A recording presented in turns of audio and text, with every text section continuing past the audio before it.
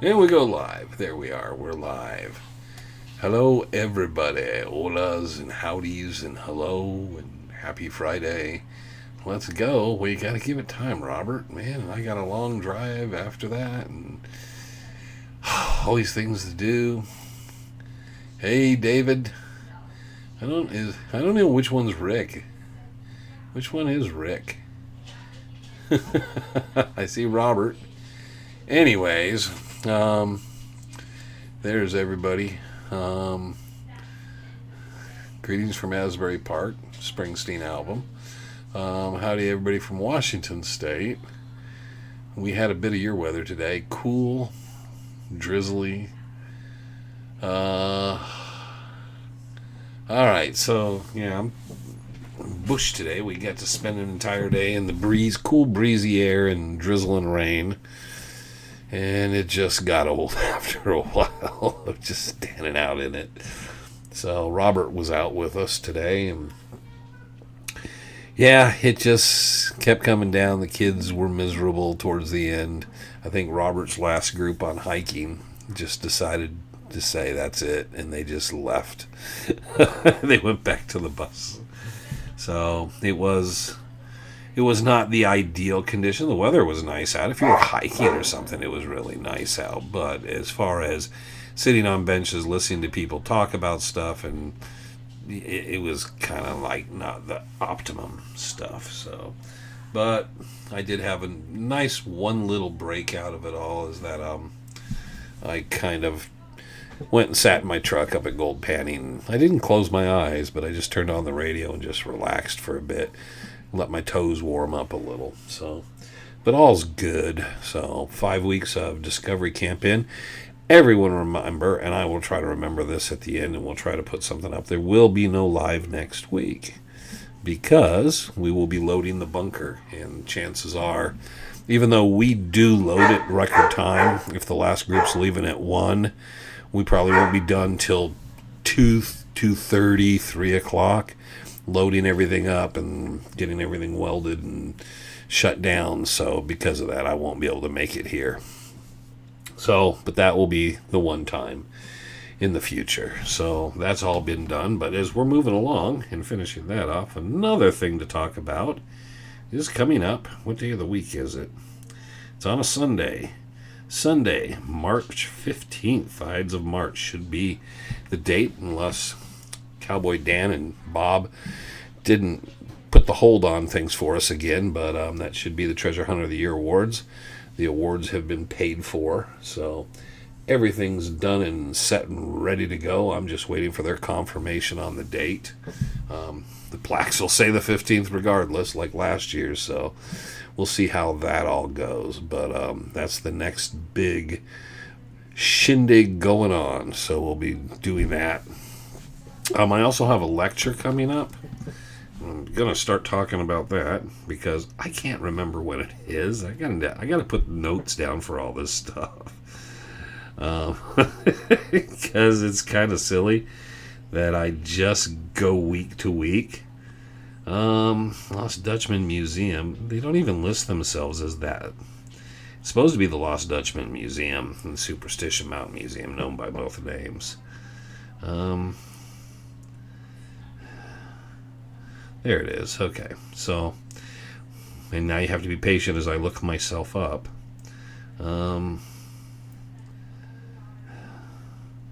Events tickets. I don't think it's under events. No. Let's see here. Yeah. This one. Don't go to this week's. Oh, this week's was yesterday, wasn't it? Yes, it was yesterday. Did anybody go listen to Hedrick talk?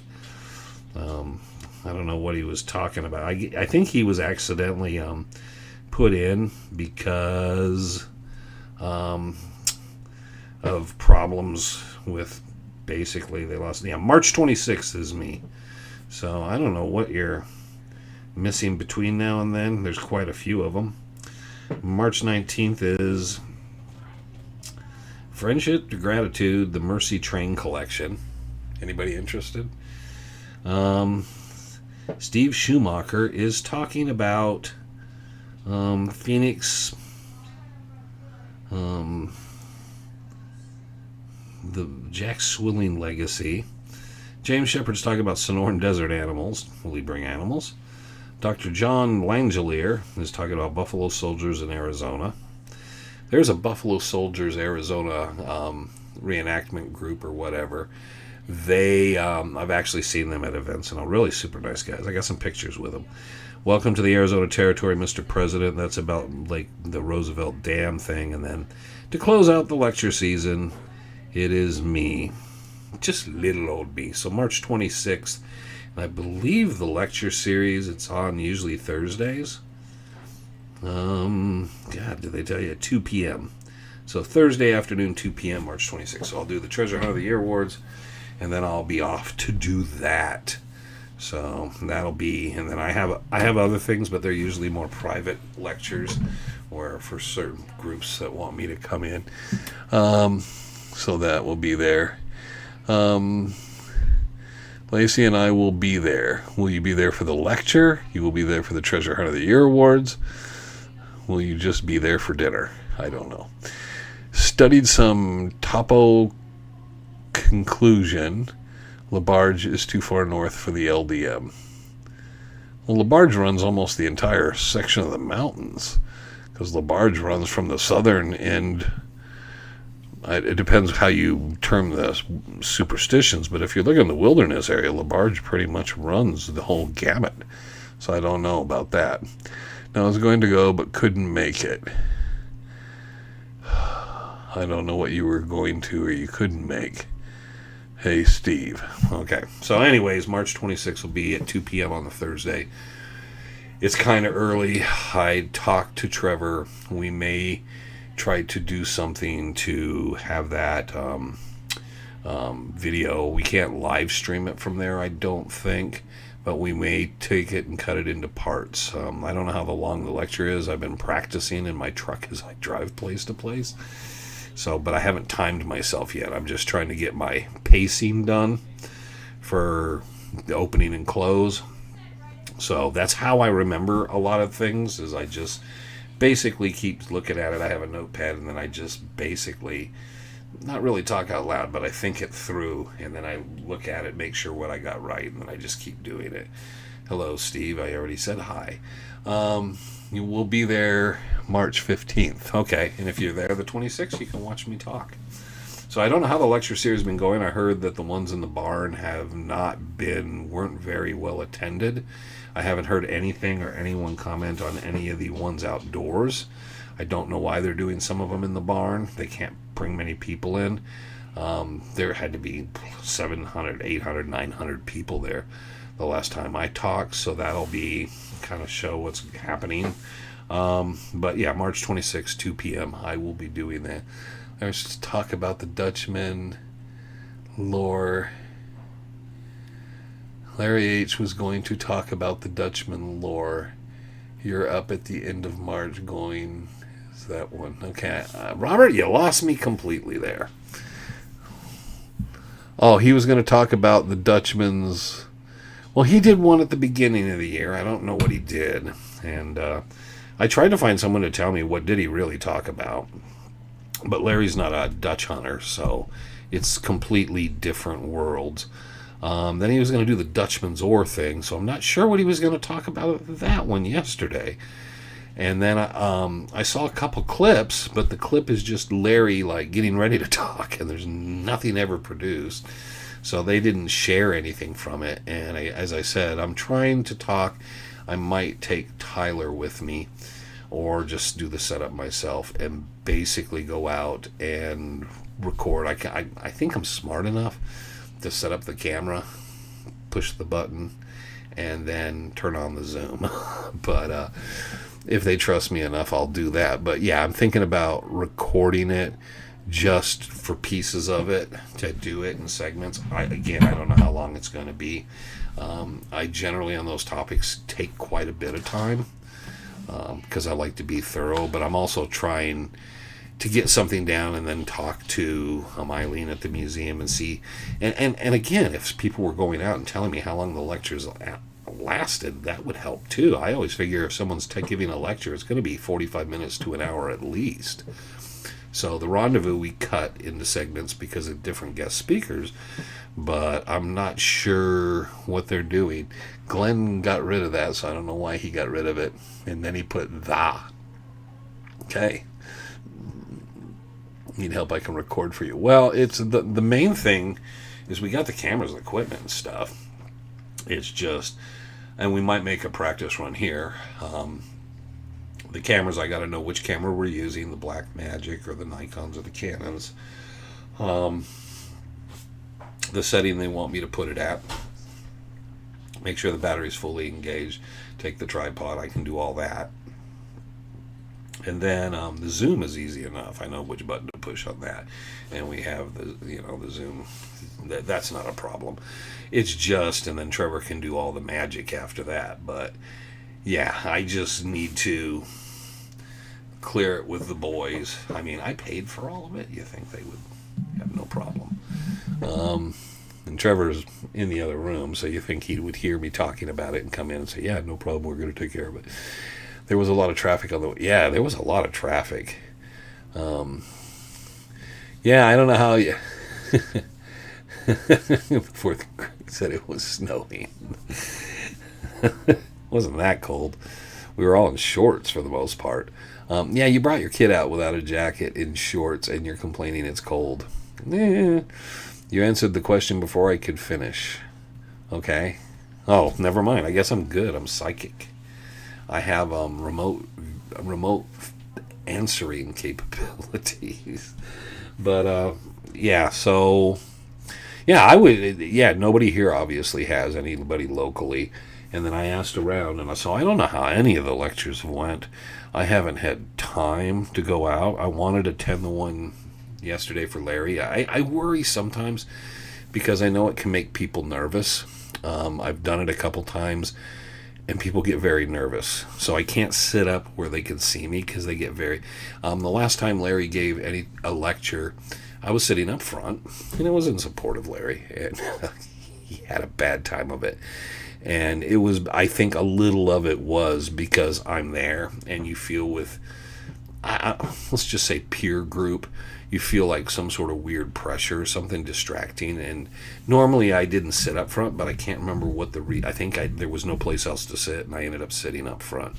And he just seemed, but it ended up helping him because he had a number of issues and problems, and I was able to help in that. So it did work both ways. But yeah, I worry about that. For me, it doesn't matter. I mean, you could put a freaking clown up front and I'm going to be fine.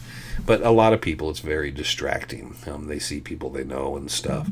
They look out. And I get that. I see where it can be like that. So, but yeah, I wanted to attend that to hear and kind of, even though it's in the barn, and it would be a much smaller crowd because of the barn size, I wanted to kind of hear and then kind of get length and then some of the others. But I think there's only anything even remotely concerning the superstitions and the Dutchman.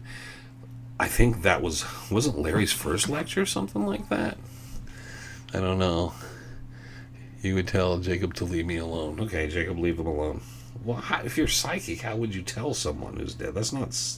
Do psychics tell dead people, what to do? I don't know. I'm not sure if that works that way. Okay, I'm going to go back in here and search because I don't remember what Larry talked about the first time. There it is. Okay, got to search back through.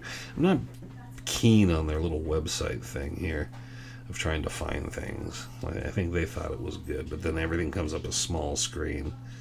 And Larry talked about Apache Land. Okay, so he did Apache Land, and then he did the gold under the bed. And I don't know, I guess that would have been Clay stuff. The confessions, his deathbed confession, which probably never happened, and all that, and the clue, I don't know. So my lecture won't be that. It'll be the documented facts of Jacob Waltz. So it will be very, very different. So it'll be very enjoyable. I don't know, I hear laughter. It's like Trevor's chuckling around the corner. So perhaps the shaking... No, I don't shake my head. I'm completely emotionless. I just sit there and generally I just listen. I mean, I'm a good listener, and I sit there and listen to what they're saying. If I don't think I can behave myself, if it's too ridiculous or it becomes difficult, I will excuse myself, use the restroom, and then return and put myself in a place where it's not going to be. I'm completely respectful. Like, I'm not going to be the ass clown that interrupts someone or does anything in something. He's in his 80s, I know that, but so you know, it's a very hard thing, and I know the group in the barn is smaller, but when you look out and when there's 700-800 people with you, I figured you were. It's very difficult when there's people you know. I've discussed that before. The rendezvous for a Dutch hunter is one of the most difficult places to talk.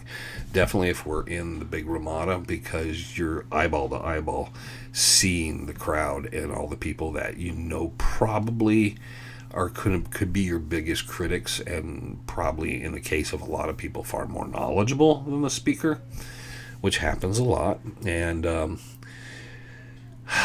so, but I know there's a few other guys that are similar to me that say if they don't like the speaker or the topic, they'll sit to the back. And that one, I can't remember what it was. Maybe it was because I was introducing Larry for the group. I know Greg arranged it, but I might have introduced him, or I had to help her do something.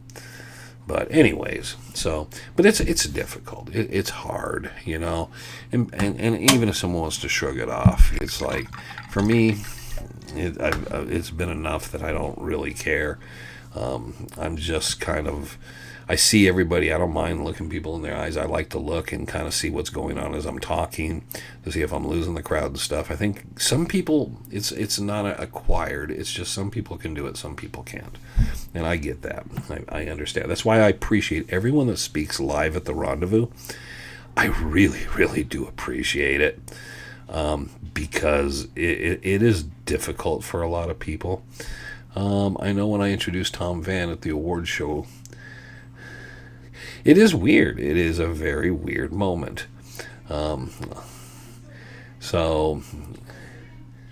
Let's see. It's my dad's birthday, and he's a Bob. So Bob's Bob. Bob's Bob, and have a drink. Drink to Bob. Bob Ward. Bob this. Bob that. Bob Shoes. Speaking of it, Shoes is not a big one to get up and talk very much either. He just would rather say what he's got to say and get out of there. There's nothing at length going to be with Shoes. He talked at the rendezvous once, and I asked him if he would talk about something, and I said, so you probably do 10-15 minutes, and that'll be fine. And I think it was the year that 2 of our guest speakers canceled on us, like just an hour or 2 before.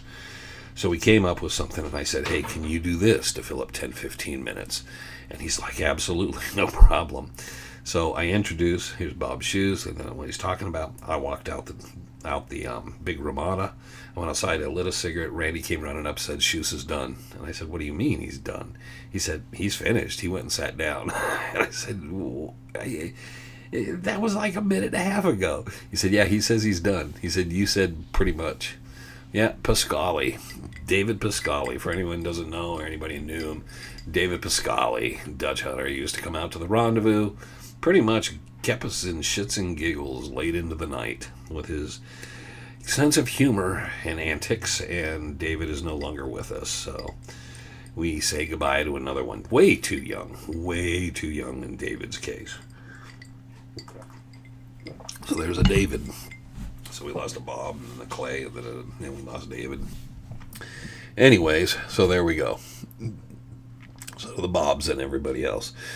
But yes, speaking publicly can be difficult, because the eyes that are on you, and again, I will drink to anything. So, but I have no problem with everyone coming out. I like the critique. I know Kim Johnson, I don't think Kim's in here today, but Kim Johnson and a number of people have come out when I did the lectures, and I look out of it and kind of, because I like to note that I have friends in the crowd, because with him, Teton, Ken, and other people, I want someone can walk over to, say, hey, how did I do? How was my enunciation? Was there too many ums? I like to kind of know.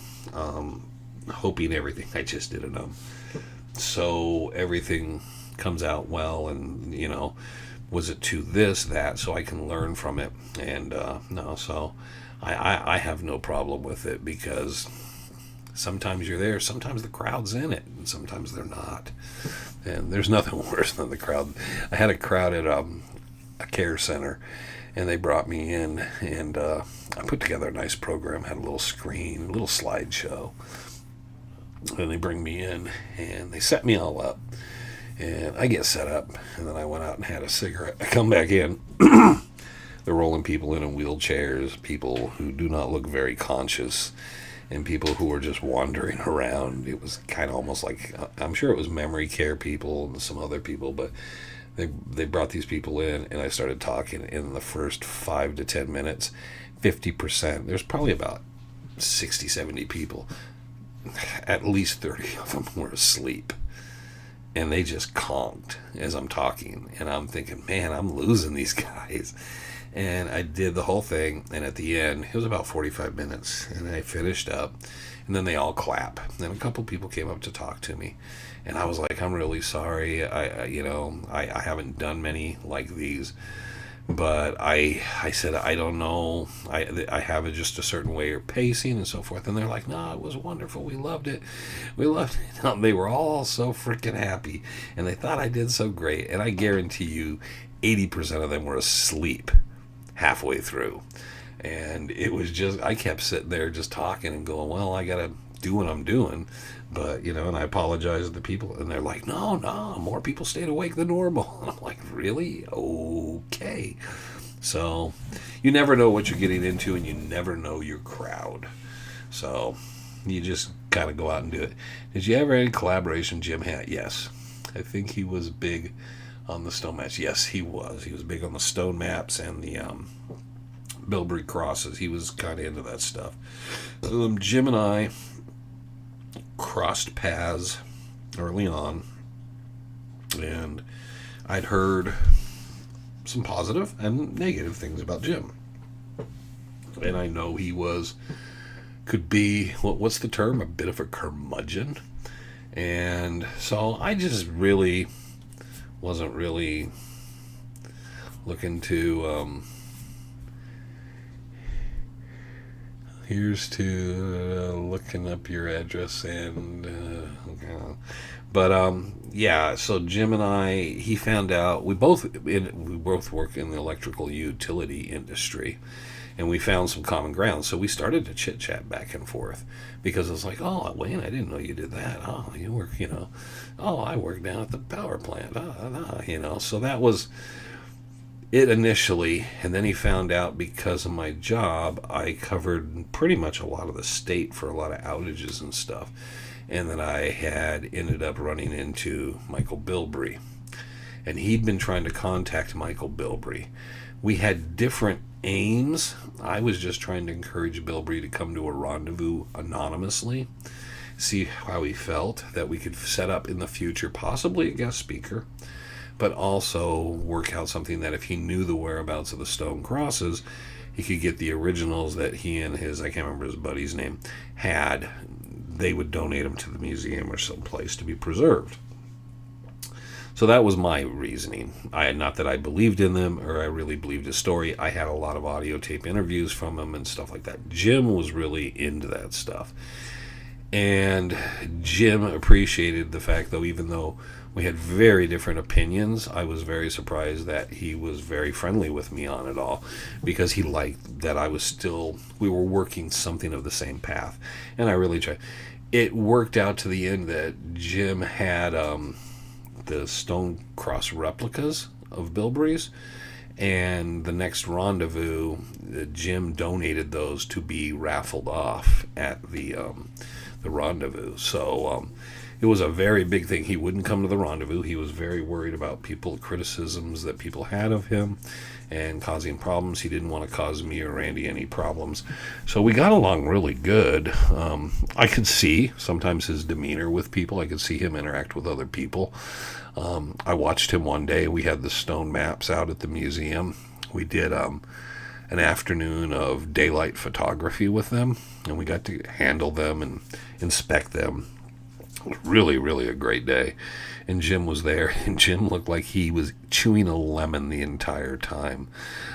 He did not look happy. He did kind of pep up at the end, because I walked over to him and talked to him about a couple of trips he'd made in the mountains with Tom Collenborn that Tom had told me about.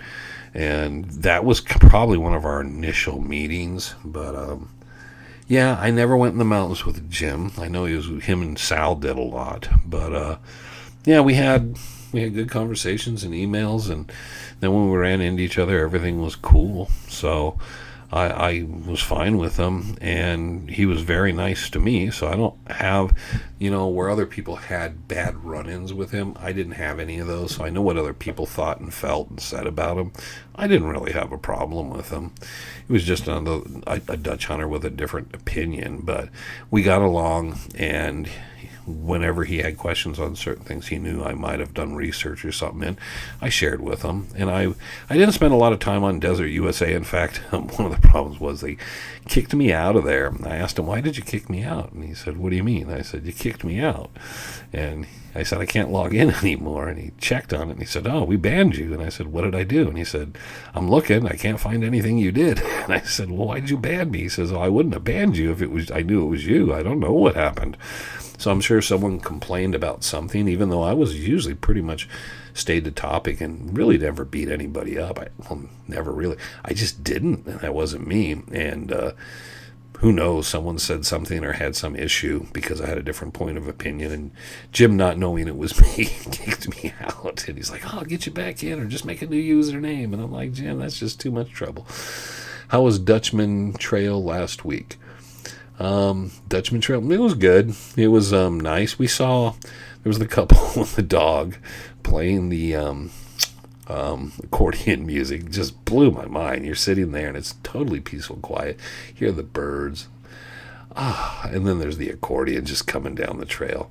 I think we ran into one other person coming out through Second Water while we were up there. Otherwise, we didn't really see anybody. It was kind of weird, because it was such a beautiful day and nice out. So we just kind of did what we wanted to film. I knew the 3 things I wanted to film. So I told Trevor I want to hit here, here, and here. And then we just kind of, the rest of the time, just walked around and just kind of off the trail explored some of the area and stuff. And then we saw, right after I mentioned that the snakes were out, had a snake in the trail with us. But it was a rat snake. But yeah, it was just, stone maps are King's property. Okay. What King? Steve King? Jim King? John King? I thought they were Travis Tomlinson's property. He made them. They came from the rocks on the back of his shed. So I would think, yeah. But okay. The stones did come from Texas. I wish, I don't know. And if I know someone in Texas, I don't know if they could be allowed to film that. But the workshop, and there was a video of the workshop, but it also filmed back behind there of all the stones, the similar stones that are back there that were used. And it's a very interesting, because it suddenly makes you go, okay. So you don't have to believe it, but yeah, the fact that those exact types of stone are right behind there, and he had the rock carving equipment, and that he carved other rocks, and he claimed to have made them, says a lot. So, King's property, I don't know. They are a property of the Mineral Museum, though, the Flag Foundation group. So that is their property. I do not know if they have a king. So, and I don't. They're at the museum, I think, probably at this point forever. So, but yeah, they were made. The ones that are on display that been touted around, and people, and I inspected even, those were made probably in the late 40s, early 50s. But it just is a fact. It's hard to get around facts. So anyways, I wish I had that video, and if I had the time, if I was retired and had the money, I would take those kind of trips and film that kind of stuff to get that background, because the person that did it went off on a really weird angle, and he should have been looking at it as, when you do if you write a book or if you do a documentary, you're just trying to capture the facts that you can, or what people are saying. Like Sunsets is just those guys talking. There's no leading questions. There's no conspiracy theory. There's nothing. Even the little narration I do says this is not about the Lost Dutchman. This is about the Dutch hunters. We wanted to make a film and let these guys say in their own words. So I would ask, how did you get into it? Do you have any regrets? There was a handful of questions, but for the most part, it was straightforward. Excellent book I've been reading. I read it the first time, and I think I must have been tired because I'm such a fan of the book now. Lost Dutchman Gold Mine by Thomas Glover, unraveling the mystery. There's only maybe 40 or 50 of these in existence. He did not sell these. They did not publish wide. No, I have 2 copies, and you're not getting one. Most of the book is not an opinion piece. It's just research. It has to do with the Peraltas and Waltz. And then people associated with Waltz, like Julia Thomas Reinhardt Trash, the Starr brothers. But instead of like Golden Dream, all these different stories, which does cover the stone maps, the 2 soldiers, Doc Thorne's story, all that stuff, none of that's in this book. This book is about the Peraltas, and then basically Germany, Waltz, and then Waltz coming to America, and his period in Prescott and Phoenix. And it's an excellent book. I would say if I had to take the razor to it to excise the things that are opinion, because authors have a tendency to put opinion in instead of just work facts, there wouldn't be that much to cut out of this book that I would say, yeah, this should be cut out. He also addresses a lot of things in his first 3 books that are problematic. But Thomas felt a certain way about things, and for some reason he still, even though you can tell he's very much questioning it and talking both sides, where what he favored to some degree. Sometimes things get in your head, you can never change them. All right, do you have or use late 1800 maps? I have a lot of different ones. The earliest one I have isn't very good as far as topographical. It's just a regional type map that shows the Salt River Mountains. But I have a lot. Greg Davis's collection and Tom Collenborn had a lot of maps. I never found the ones I was exactly looking for. It was I really wanted to find, but I did find some early ones, because my main reasoning for a lot of them, because most of them don't show trails, the earliest ones, but my main they're not going to show the military trail, but it's for the reason of place names, to see and look at what place names might have changed if any of them were noted. I know the Superstitions were always generally the Superstition Mountains. They were the Salt River Mountains. Before that, briefly became the Coronado Mountains, and then shortly within that 6 to 8 month period, returned to the Superstition Mountains. Salt River Mountain one might be the oldest one, and it doesn't show much in anything specific about the mountain range. So, and a lot of that came after the turn of the century, and even then they still weren't too reliable. The maps I'm pretty rely on the most are usually the ones from the 30s, 40s, and 50s, because they have the older trails. I can separate those from game trails, and they kind of throw back, but even then they still have more modern. I don't think I have a map that shows Willow Canyon proper. It's always Peralta Canyon on my maps, but I'll have to look, because I got a couple of really old ones. Thanks to Tom on Map Suggestions a while back. Yeah, it's good to have the topo maps, and even newer ones and more recent ones help. There's some good I just liked those old,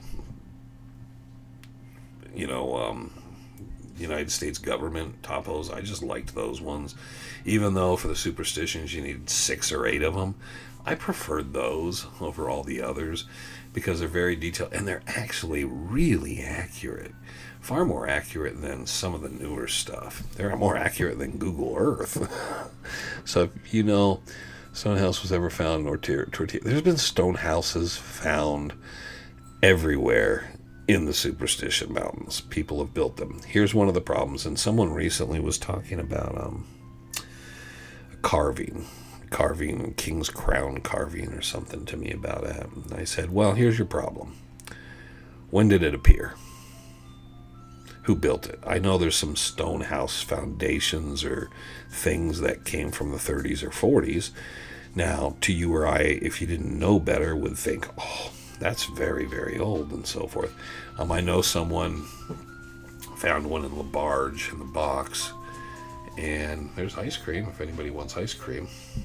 But in the LaBarge box, he found this one, and I had photographs of where you could see there had been some walls, and there wasn't nothing really much left of it.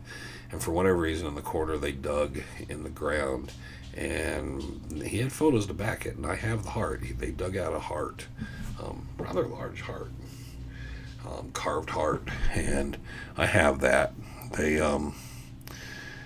The family sent me his diaries and photograph collection and the heart, and so my duty is, I don't know if the heart actually holds, it doesn't have markings or anything on it, it's just a carved heart, but I don't know if it's something that would, if it had a better story, if they would have found something, there would have been something more to go with. Maybe a museum or something. I didn't know. So I told the family, I'll hold it. If anything kind of ever makes it seem to have some meaning or something like that, I will donate it.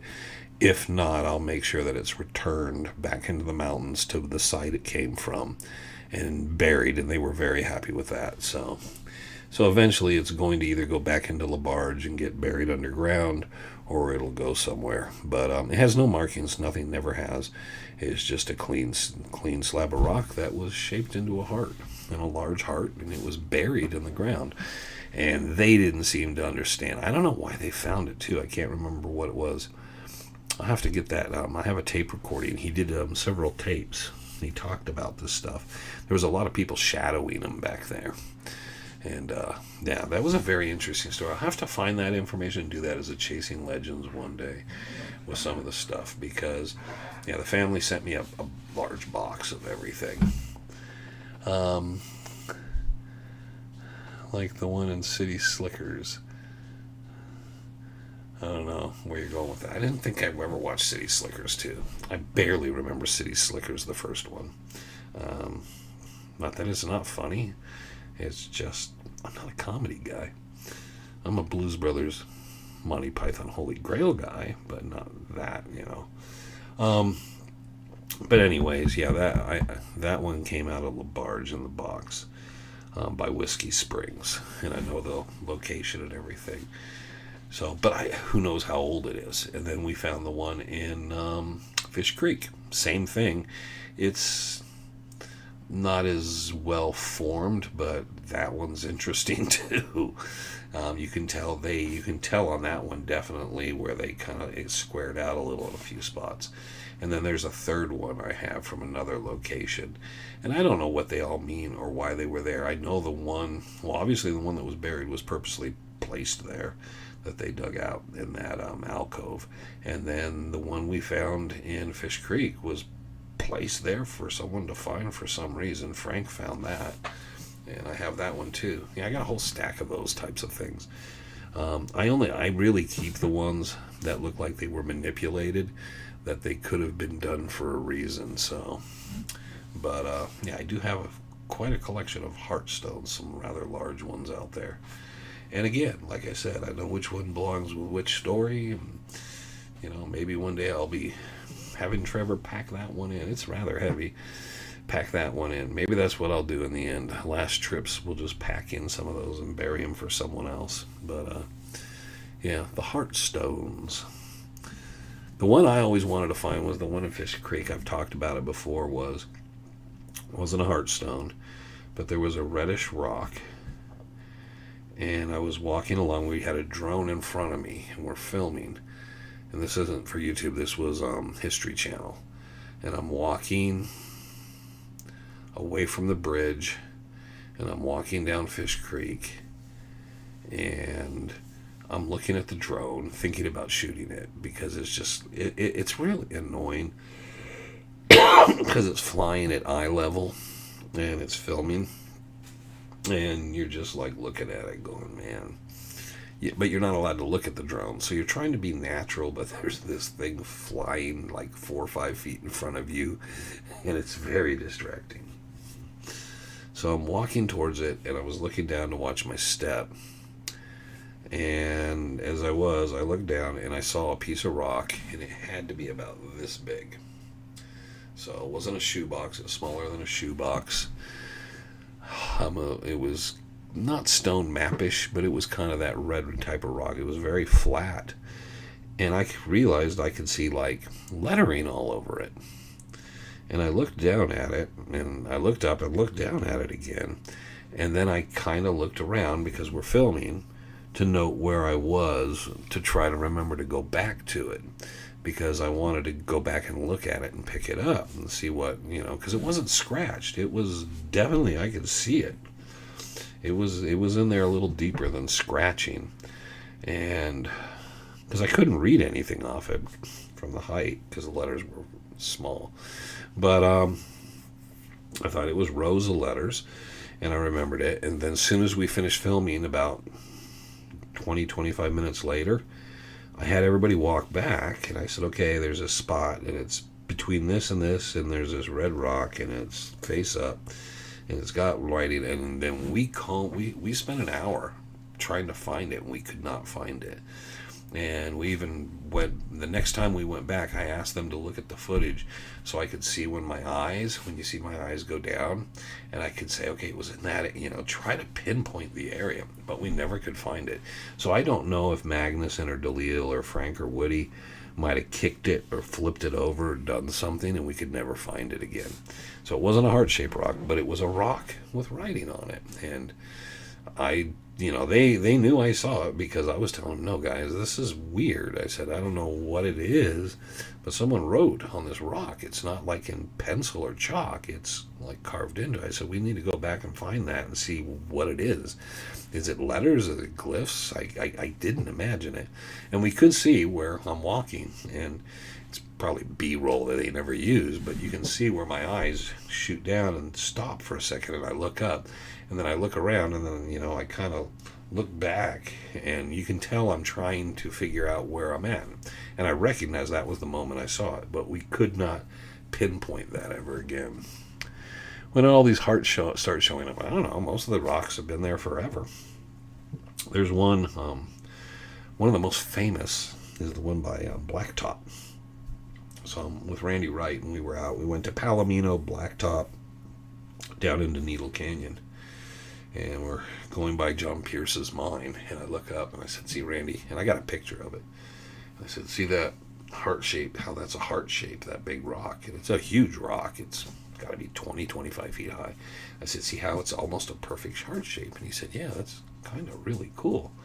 And I said, do you see on each side of the heart, evenly spaced, it looks like there's two sight ends. And he said, oh, there are. He says, what does all that mean? And I said, I got no freaking clue, because this is the first time I ever noticed it. Now, from where we were standing, that's what it looked like, an absolute perfect heart with two evenly spaced things, and you had to be in that spot walking the trail for 10 or 15, 20 feet. Once we got to where we were going, I looked back at it and realized it completely changed, and it didn't look anything like that. But people like that kind of thing.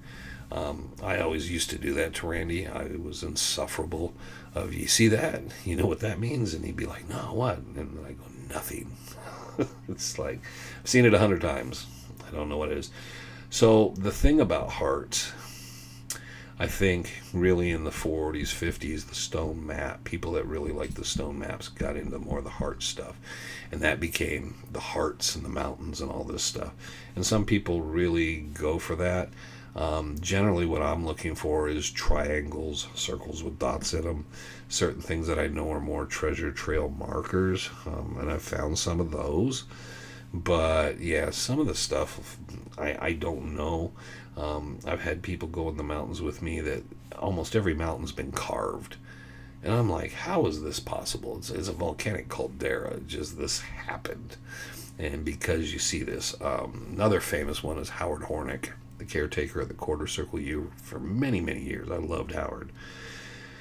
But Howard every day would go out riding, and Howard would come in. And when you went to see Howard, you knew there was at least an hour of him going through his phone saying, "What do you think of this?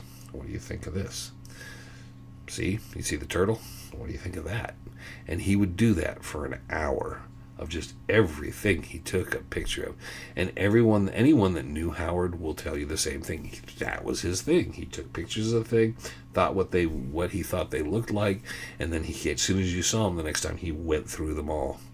And that used to just kill me, because Howard saw everything, monkeys and baboons and camels, and I didn't understand what he was trying to do, what the whole point was for it all. Remember the movie? I remember Romancing the Stone a little. I wonder if someone thought big idea to make some. I don't. Movies do that. I think people always, Raiders of the Lost Ark. I know there was a story Tom Colliborn wrote, and I found out he wrote the story before the film, but I know the actual story of what he wrote about. And then I read his article, and his article sounded like he'd went out and seen Indiana Jones, and that was what influenced his story, even though he predated it. So I can see how that predates and does things for people. I mean, it's, remember again, your memory is faulty. It will patch things in, and you will believe it's a true memory when it isn't. And additionally to that, a lot of people just don't have, the worse your memory is, the more it patches in. I always feel fortunate. I got a pretty eidetic memory that I can remember something, go back and look at it, and find it right near the pages where I thought it was, and it's usually the same quote that I thought it was. But our memories, all of us, actually patch things in. So that's always problematic in everything, is because we see a movie or we're influenced on anything. In fact, I talked last time about this book, Tracking the Chupacabra.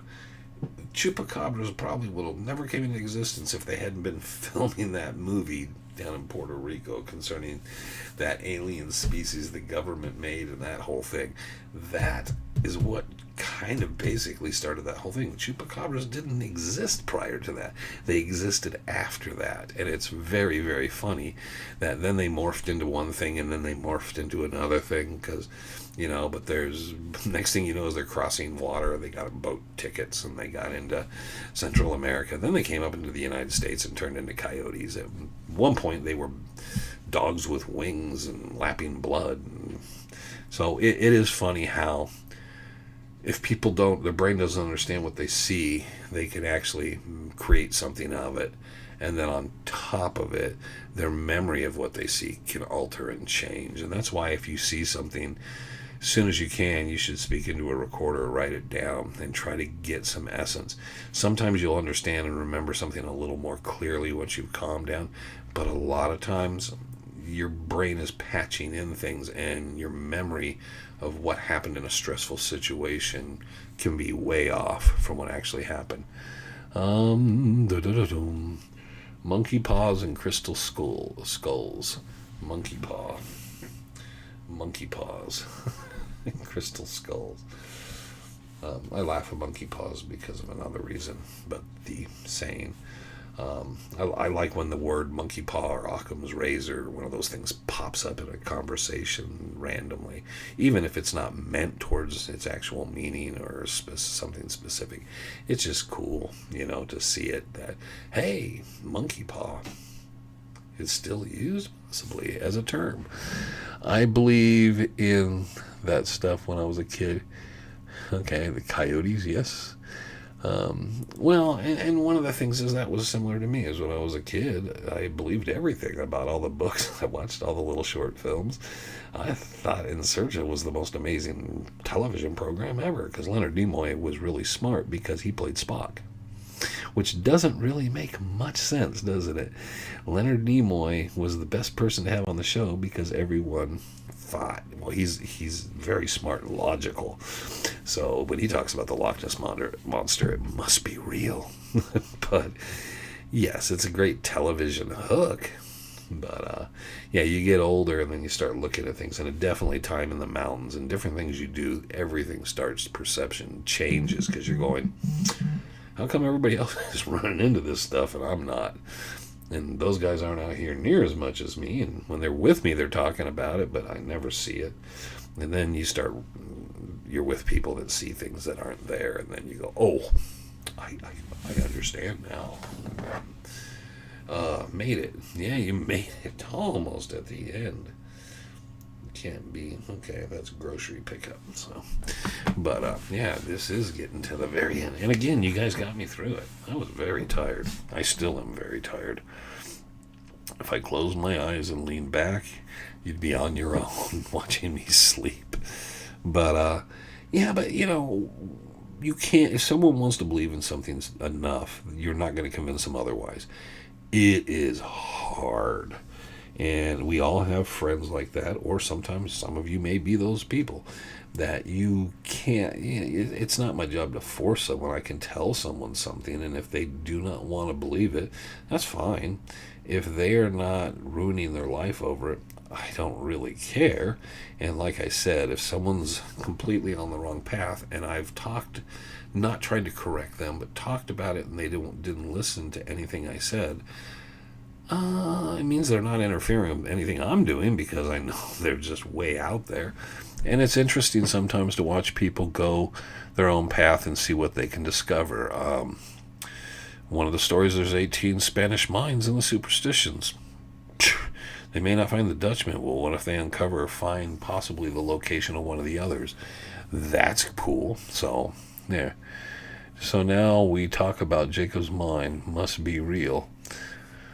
Well, he said it was, and he was a very real person. And if you come to the lecture, Ed, out at the museum on the 26th, you'll realize how real of a person he was and how real of it. You have to remember, most of the books you've read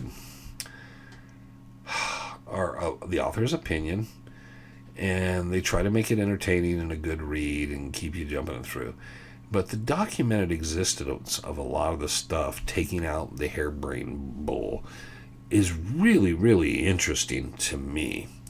Concerning the Peraltas, the Starr brothers, Jacob Waltz's relationships with people, it's very interesting. And there's a lot there that's really, really, really cool. So, are you going to Speaker Summit? I don't know. I haven't been invited. Treasure Hunters Convention. Where is that at? You'd have to tell me where it's at. Nobody, they invite me to things and then I don't want to go,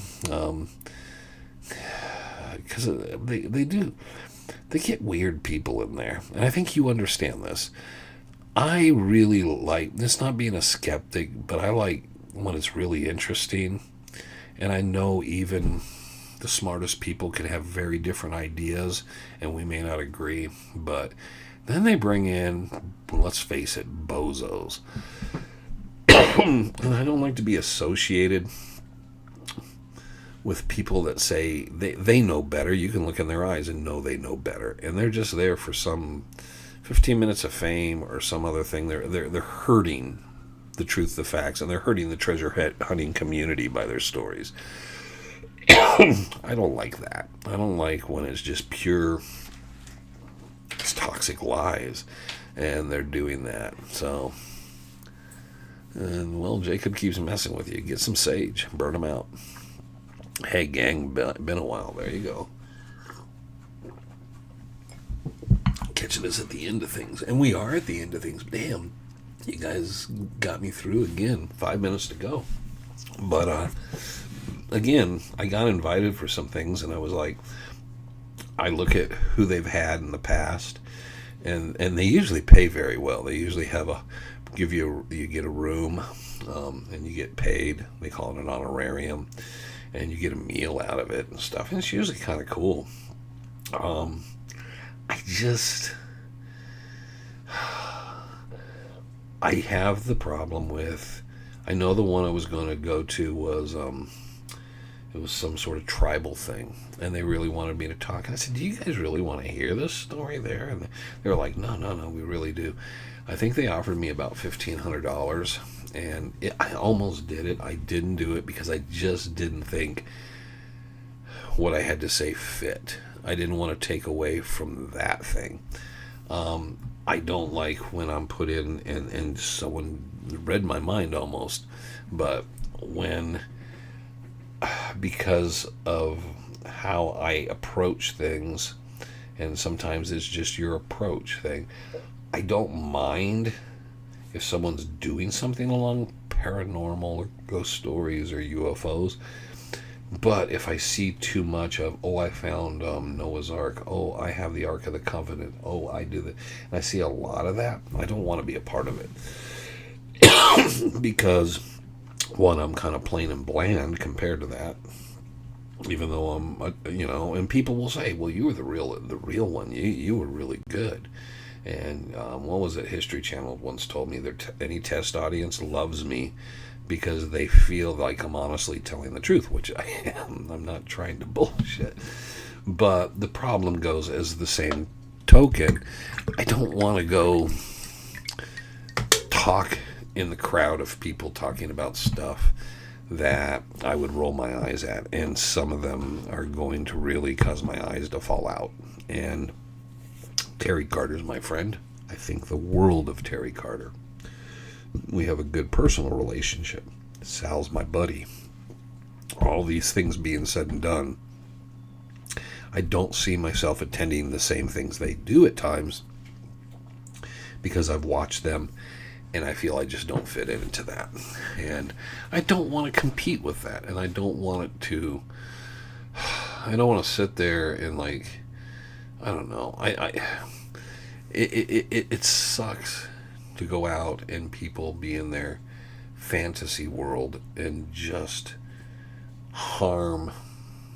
They're not even playing the folklore of storytelling. They're just trying to cause some sort of harm to any real history and research. And they just want to do their YouTube and think it's cool.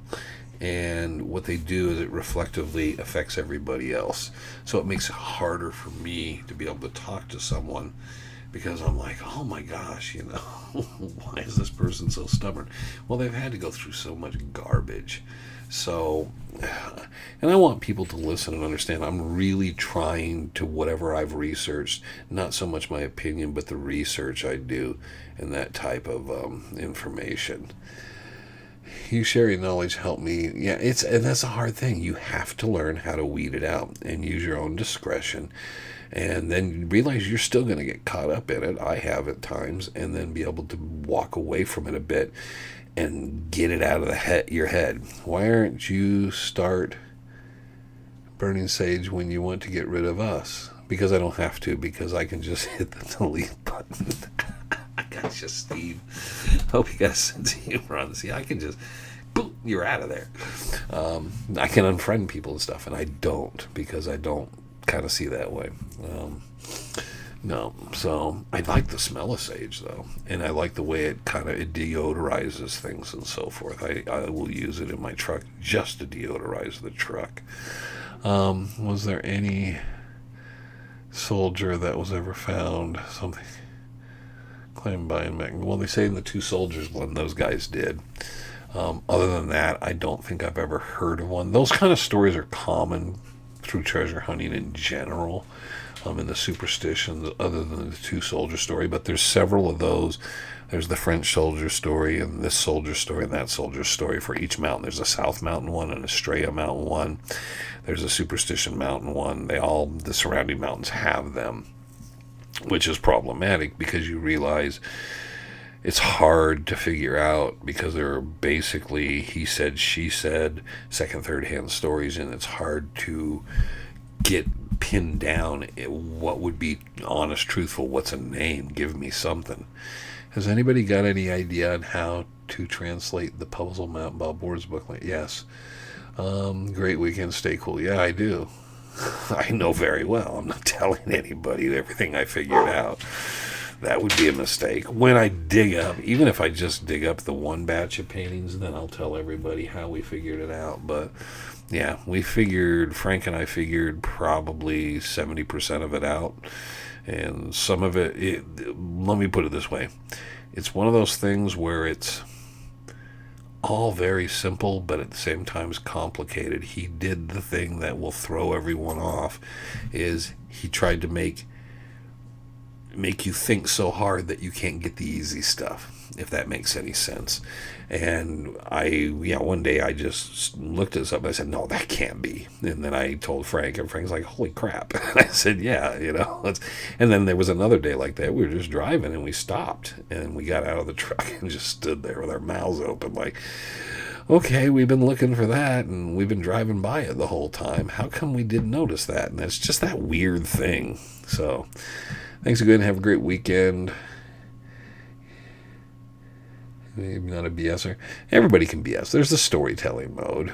I think if you're telling stories to some degree, there can be some embellishment not embellishment of facts, but to color the story to make it interesting. But yeah, same to you, Rick. Okay. Have a great weekend, everybody. I'm trying to see if I missed anybody. Any idea how to try? Okay, the puzzle map. Kim did show up. Was there any? Soldier, why don't you start burning sage? Which I do burn sage.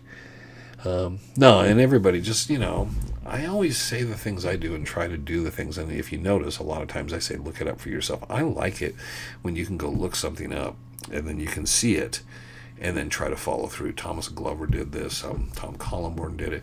A lot of people did research and then passed it on. Gary Cundiff and Larry Hanna did it a lot. They would send me files of stuff and say, hoping on the ground in Arizona I could add to it and so forth. They did it with other people. I like that because whatever I miss, you might catch. And that was a thing. And so spreading things out and sharing is really, really good. It's a different world because of that. And treasure. And think in the last 20, 25 years, technology and archives that have been available online and stuff, there's so much stuff. I don't think people even know how much information and public information there is available. Not in Google, not in Wikipedia, but out there in archives, archived material where you can look at documentation and stuff. There is so much. And Arizona is one of the best places to dig for stuff. Arizona is so, so cool.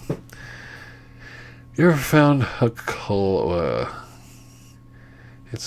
you're saying a caballo? Because you're saying colbolo. That's De Santa Fe. No, that's a Shoes thing. Shoes is into that, but it's caballo, the cowboy. Time to pick up a strat and have a great week. Yeah, it is time to pick up a strat and enjoy it, even though I've been looking at the telly thinking the telly needs a workout. Try to make it out and help you with you back next. Well, no, if you can, it's great, man. Especially putting stuff away and stuff. Thank you, Steve. Thank you, Robert. Thank you, Larry. Thank you, Ed. The Mental Gaming, I don't know who you are, but thank you. And Robert, and it's just the same people. Stick with Rick. So, but thank you, everybody, keeping me awake. Now I got to go pick up groceries. The horse of the Holy Faith, that's Colbolo. It means the horse of the Holy Faith. I don't know about that. It seems like there'd be a lot more words. Okay, I don't know. You'd have to explain that more not next Friday, I won't be here, but the Friday after that. Keep that thought in mind and explain that, because sometimes you guys can sit there and type a little more and explain something in detail to me to some degree. It doesn't have to be a paragraph, but you can explain some bits and pieces, and I'm always willing to listen. I want to know sometimes where people get ideas or where things come from or why they believe them, and then I can always look up and research. So no, you got me picked. I won't remember. You won't remember probably, so maybe we'll start from scratch on this. Enjoy the rain. Well, hopefully the rain stops because I got to work tomorrow. I don't want to be wet all day tomorrow. I was wet and cool today. I would prefer to be done with it for right now, but we will see what happens because it does look cloudy and a bit overcast still. So everybody enjoy the weekend. Catch Chasing Legends on Monday. Thank you for watching. The last few, we've been getting a really good viewing, and people have been watching them all the way through. So thank you guys. We try, but man, Trevor's the last one. Trevor filmed it and his sensor was dirty. I've got to get him to clean the sensor on the Black Magic, because sensors, I can see that little dirt in there the whole time he films. So there you go. Anyways, thank you all for joining us. Giving it away to keep it. Knowledge. Share. All right. Adios, amigos. We will catch you the next time. Same place, same channel, same time. Have a good afternoon.